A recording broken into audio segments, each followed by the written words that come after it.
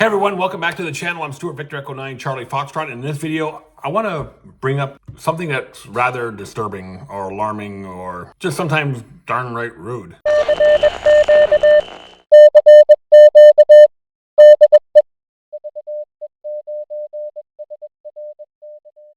Hey everyone, this is Stuart Victor Echo 9 Charlie Foxtrot back with another video. So tonight I was doing some POTA hunting, and I worked a station from West Virginia, and then 1 KC down was a station from New York. I don't know who's there first, and I'm not going to get into calling, who was there first and who was there second and why.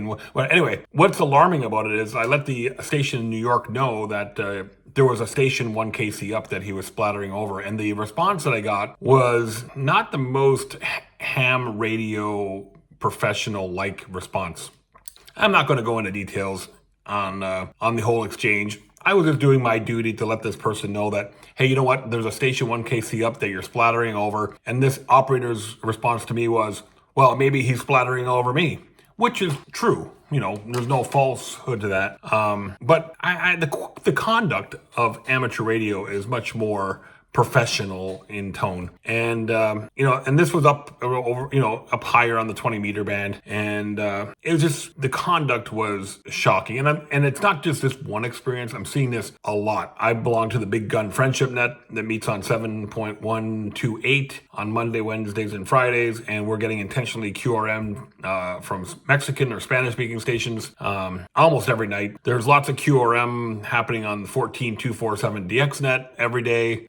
There's people setting up a KC and a half away with running big power, and there's no, what's the word I'm looking for? There's no care and attention to the fellow amateur. I was taught when I first got my ham radio license that you would pick the frequency you want, you dial around 3 KCs either side, and find the frequency, if the frequency is clear, and ask 3 times if the frequency was clear. I'm just finding that this type of behavior is much more alarming, or happening more and more now than it ever did. The bands are getting way too congested. POTA, for all it's good, is also creating all this, congestion on the bands, and POTA activators who normally run lower power, compromised antennas, or they're not running beams or directional antennas, so they don't have the ears to listen on the frequencies that, say, some other stations may have, and they're just constantly battling with each other. And with the X stations getting thrown into the mix now, the frequencies are starting to get really congested.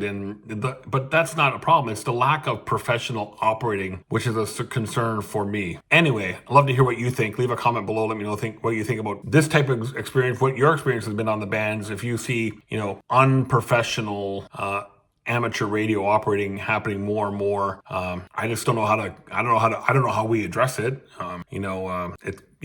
Things like POTA. POTA. I use POTA as an example because and this kind of sometimes gives POTA a bad name, is that there's a lot of this type of stuff happening. Again, I love to hear what you have to say. Leave a comment below. Let me know what you think. I'm Victor Echo 9 Charlie Foxtrot. My name is Stuart, and leave a comment below. Let me know what you think about this situation. I'll see y'all later.